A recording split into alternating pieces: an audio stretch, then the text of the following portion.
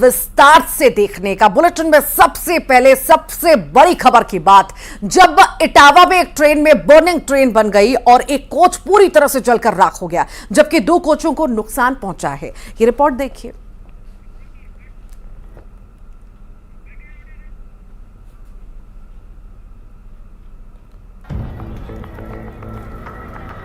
ये तस्वीरें नई दिल्ली से दरभंगा जा रही क्लोन एक्सप्रेस की, जिसमें यूपी के इटावा के पास भीषण आग लग गई। इसमें एक कोच जलकर खाक हो गया, जबकि 2 अन्य कोच को भी नुकसान हुआ है।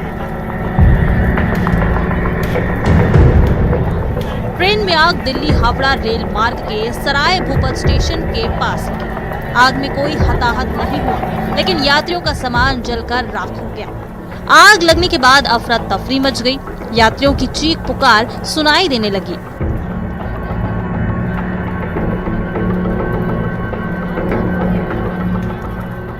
रेलवे के अधिकारियों ने बताया कि जब ट्रेन उत्तर प्रदेश के सराय भोपत रेलवे स्टेशन से गुजर रही थी, तो S1 कोच में धुआं देखकर स्टेशन मास्टर ने तुरंत ट्रेन रोक दी। समय रहते सभी यात्रियों को सुरक्षित उतार लिया गया, नहीं तो बड़ा हादसा हो सकता था।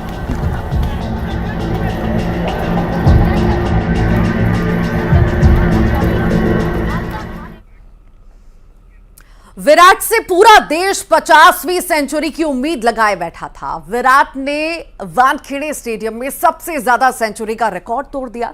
क्रिकेट के भगवान के सामने उनका रिकॉर्ड तोड़ दिया। विराट ने सचिन की 49 सेंचुरी के रिकॉर्ड को पीछे छोड़ते हुए 50वां शतक लगाया। विराट के शतक से न्यूजीलैंड के खिलाफ पहले सेमीफाइनल मैच में भारत ने विशाल स्कोर खड़ा कर दिया है।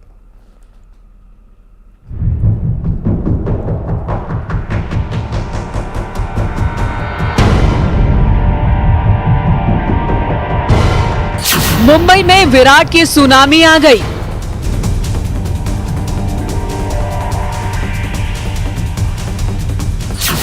विराट ने सबसे विराट पारी खेल डाली।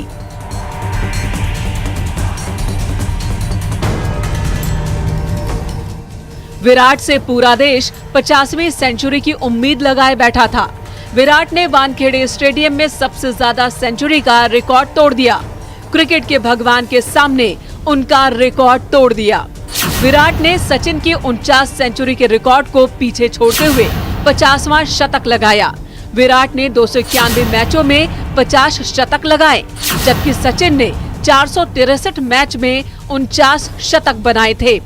जैसे ही विराट ने 50वां शतक लगाया, उन्होंने अपना हेलमेट निकाला और मैच देख रहे सचिन के सामने झुक गए।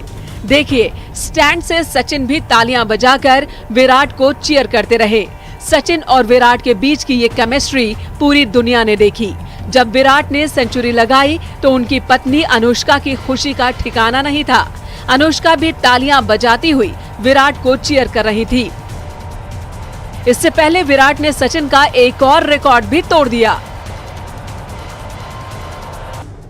सचिन ने एक वर्ल्ड कप में सबसे ज्यादा 673 रन बनाए थे। विराट ने सचिन के इस रिकॉर्ड को भी पीछे छोड़ दिया। विराट की पारी सही मायनों में विराट पारी थी, एक ऐसी पारी जो हमेशा के लिए क्रिकेट के इतिहास में दर्ज हो गई। गौर करने वाली बात यह भी रही कि विराट ने शतकों की हाफ सेंचुरी मुंबई के वानखेड़े स्टेडियम में बनाई, जो सचिन का होम ग्राउंड है। जिसने भी विराट की ये पारी देखी, वो बस देखता रह गया। गोली की तरह विराट के बैट से शॉट्स निकले। न्यूजीलैंड के बॉलर्स के पास विराट की कोई काट नहीं थी। देखिए, विराट ने मैदान के हर कोने में बेहतरीन शॉट्स खेले, जिसकी बदौलत टीम इंडिया न्यूजीलैंड के सामने पहाड़ जैसा स्कोर खड़ा करने में कामयाब हो गई। विराट जब आउट हुए तो सचिन खड़े होकर उनके लिए तालियां बजा रहे थे। सचिन ने ट्वीट कर कहा, मैं खुश हूं कि नौजवान अब विराट खिलाड़ी बन गया है। मुझे खुशी है कि एक भारतीय खिलाड़ी ने मेरा रिकॉर्ड तोड़ा। वाकई विराट की ये पारी विराट थी। पूरा देश ही नहीं बल्कि दुनिया के क्रिकेट फैंस इस पारी को देख रहे हैं। विराट की पारी की बदौलत टीम इंडिया ने इतना बड़ा स्कोर खड़ा कर दिया, जिसका पीछा करने में न्यूजीलैंड की टीम धराशायी हो गई। Bureau report, news 18। प्रधानमंत्री मोदी ने आदिवासी कल्याण के लिए न सिर्फ एक बड़ी योजना की शुरुआत की है, बल्कि कमजोर तबकों को सशक्त और सक्षम करने के लिए मिशन में एक बड़ी पहल भी की है। पीएम मोदी ने आज झारखंड में आदिवासियों के सबसे कमजोर तबकों के कल्याण के लिए योजना की शुरुआत की। 2400 करोड़ रुपए के पैकेज की योजना की शुरुआत की गई है। देखिए।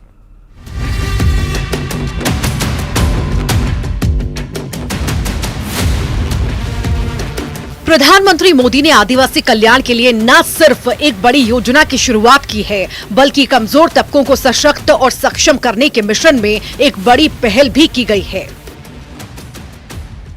पीएम मोदी ने आज झारखंड में आदिवासियों के सबसे कमजोर तबके के कल्याण के लिए योजना की शुरुआत की। 24,000 करोड़ रुपए के पैकेज की योजना की शुरुआत की गई है। पीएम मोदी का पीवीटीजी मिशन, 24,000 करोड़ की योजना लॉन्च।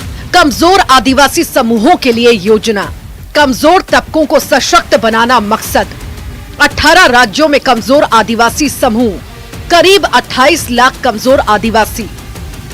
मैं सभी देशवासियों को जनजातीय गौरव दिवस की बहुत बहुत बधाई देता हूं, अपनी शुभकामनाएं देता हूं और देश के सैकड़ों स्थानों पर देश के सभी वरिष्ठ जन आज झारखंड का स्थापना दिवस भी मना रहे हैं।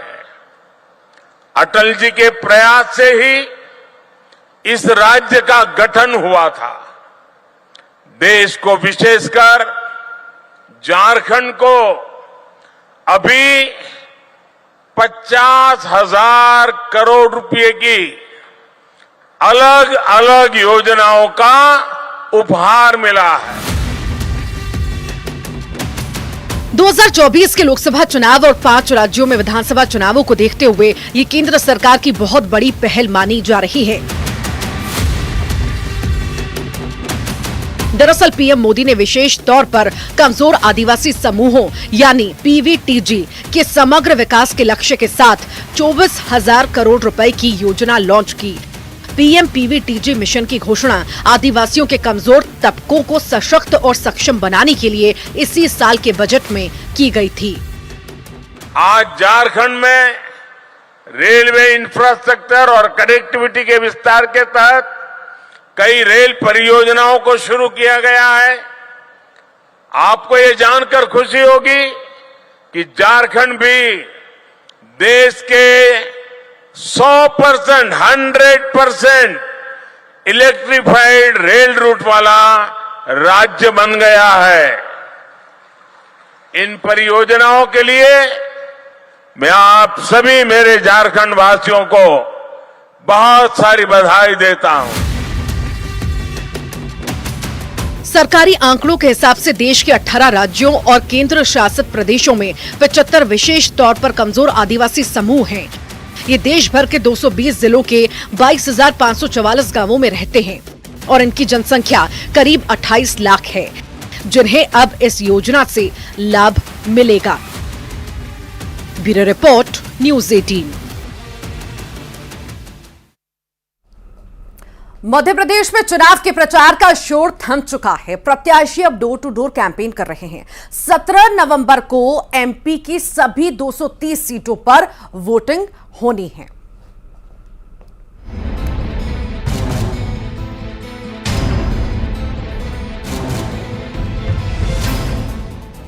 मध्य प्रदेश में चुनाव प्रचार थम गया है।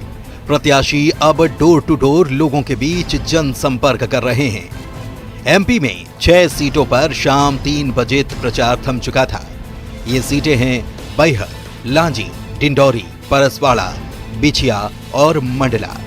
बाकी की 224 सीटों पर शाम 6 बजे माइक बंद हो गया। लोकतंत्र के महापर्व के लिए 17 नवंबर को वोटिंग होगी। नक्सल प्रभावित बालाघाट, डिंडौरी और मंडला जिले में वोटिंग सुबह 7 बजे से शुरू होगी और 3 बजे तक चलेगी। बाकी की सभी सीटों पर वोटिंग 7 बजे से शाम 6 बजे तक चलेगी। बीजेपी और कांग्रेस ने सभी 230 सीटों पर अपने उम्मीदवार उतारे हैं। ऐसे में कुल 2534 उम्मीदवार हैं जो इस बार विधानसभा चुनाव में अपनी किस्मत आजमा रहे हैं। वोटर्स की बात करें तो राज्य में मतदाताओं की कुल संख्या 5,61,36,229 है, जिनमें 75,304 सर्विस वोटर्स शामिल हैं। सामान्य मतदाताओं की संख्या 5,60,60,925 है, जिनमें से 2,88,25,607 पुरुष मतदाता तो 2,72,33,945 महिला मतदाता हैं। वहीं थर्ड जेंडर के वोटर्स की संख्या 1,373 है। कुल 230 सीटों पर मतदान के लिए चुनाव आयोग ने भी कमर कस ली है। प्रदेश में कुल 64,523 बूथ बनाए गए हैं। सुरक्षा के साथ ही शांतिपूर्ण मतदान के लिए निर्वाचन आयोग ने अपनी तैयारियां की हैं। वोटिंग के दौरान किसी तरह की कोई गड़बड़ी न हो, इस लिहाज से जिला प्रशासन को सतर्क रहने के लिए कहा गया है। तो प्रचार खत्म हो चुका है और बारी वोटर्स की है, जो 17 नवंबर को महापर्व के महाकुंड में अपनी आहुति देंगे, जबकि 3 दिसंबर को नतीजे आ जाएंगे। Bureau report, news 18।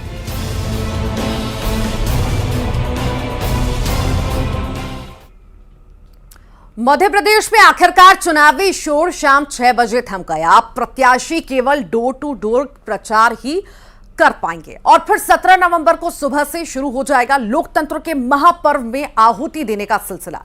लेकिन क्या आपको पता है कि हर चुनाव से इस बार का चुनाव बेहद अलग और खास रहा है? देखिए इस रिपोर्ट में।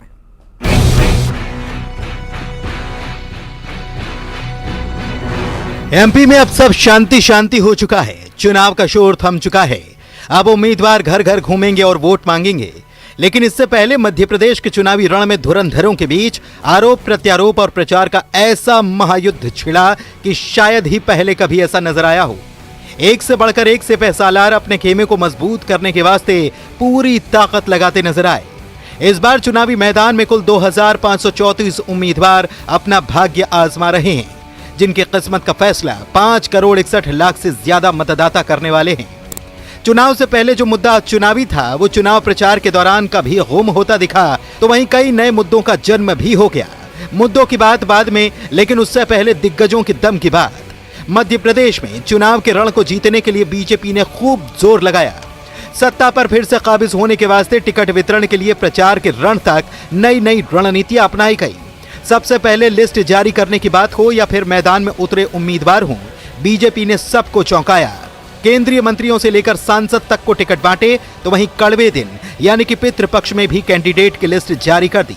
इसके बाद जब बारी प्रचार की आई तो बड़े बड़े दिग्गज मैदान में पार्टी के लिए जोर लगाने के लिए उतारे गए। बात पीएम मोदी की करें तो इंदौर में मेगा रोड शो के साथ ही कुल 15 जगहों पर वे जनसभा के जरिए प्रचार करते दिखे। जबकि इसके बाद केंद्रीय नेतृत्व से प्रचार के रण में दम दिखाने वालों में बीजेपी के चाणक्य अमित शाह सबसे पहले नंबर पर थे। 21 जगहों पर उन्होंने सभा तो की ही, लेकिन उससे पहले लगातार मध्य प्रदेश में कुछ ही दिनों के अंतराल में उनके दौरे पार्टी को मजबूत करने के लिए अहम रहे। उधर JP Nadda, Rajnath Singh, UP CM Yogi Adityanath, Assam के सीएम हेमंत बिस्व शर्मा जैसे तमाम दिग्गज दर्जनों रैलियों और सभाओं के जरिए पार्टी के पक्ष में समा बांधते नजर आए। सूबे के स्थानीय नेताओं की फहरिस्त में चुनाव प्रचार में सबसे ज्यादा दांव लगाने वाले सीएम शिवराज सिंह चौहान रहे। उन्होंने ताबड़तोड़ 160 रैलियां, सभाएं और रोड शो के जरिए पार्टी का प्रचार किया। उधर कांग्रेस ने भी अपनी अलग रणनीति टिकट बांटने से लेकर प्रचार तक में दिखाई। इस प्रचार में सबसे ज्यादा जिम्मेदारी पूर्व सीएम कमलनाथ के कंधों पर दिखाई दी। उन्होंने दर्जनों विधानसभा सीटों पर दौरा करके पार्टी के पक्ष में माहौल बनाया। कांग्रेस की राष्ट्रीय महासचिव प्रियंका गांधी वाड्रा ने भी प्रचार के रण में सभाओं और रोड शो के जरिए पार्टी के लिए वोट जुटाने की कोशिश की। कांग्रेस के स्टार प्रचारकों में सबसे पहले पायदान पर रहने वाले पार्टी अध्यक्ष मल्लिकार्जुन खड़गे ने भी 9 रैलियों और जनसभाओं के जरिए पार्टी के लिए। और इसी के साथ ही खबर असरदार के बुलेटिन में फिलहाल के लिए इतना ही। मध्य प्रदेश छत्तीसगढ़ विधानसभा चुनाव 300 सीट